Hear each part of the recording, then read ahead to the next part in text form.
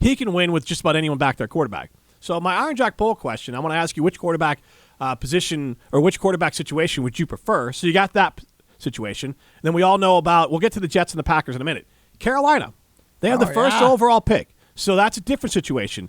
For the last few years, the team getting to the Super Bowl and sometimes winning it is the team that's got the quarterback on a rookie scale deal. So you can build a whole team around them, let them develop with all the great players around them, and not ask too much of these guys, whether that's Joe Burrow or Jalen Hurts or Josh Allen. A lot of these QBs, I know I'm missing some as well. I mean, Patrick, before he got his deal. Yeah, on his first year as a starter. Yeah, these guys were able to show their worth, but also you didn't have to pay them a ton of money. You were able to build great rosters around them. So that is kind of the modern way to do it. You go back to Russell Wilson with Seattle. I mean, it's not that new that I think ideally you could have a young guy build around, try to win with them, and then hopefully by the time the whole plan is that by the time you have to start paying them, they're ready to take the reins and be the star. Now, you could end up in a bad situation like the Joe Flacco one, that when you paid them, they're good, but they're not worth what you're paying them, then your franchise starts to kind of go bad. That's why we call it Joe Flacco line. But you look at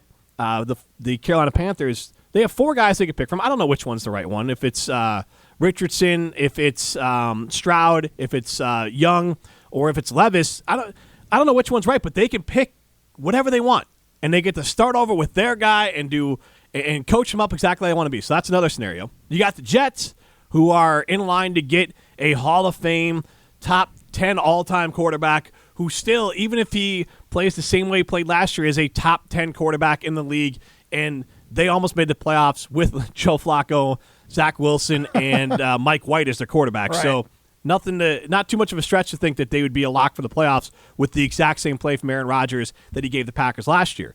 So that's another scenario. Then you have the Green Bay Packers, who have no idea what they have, but they also have a ticking clock with Jordan Love. But that's a guy that's been able to develop under Aaron Rodgers, and obviously what they're selling or hoping is that Jordan Love will be able to just hit the ground running.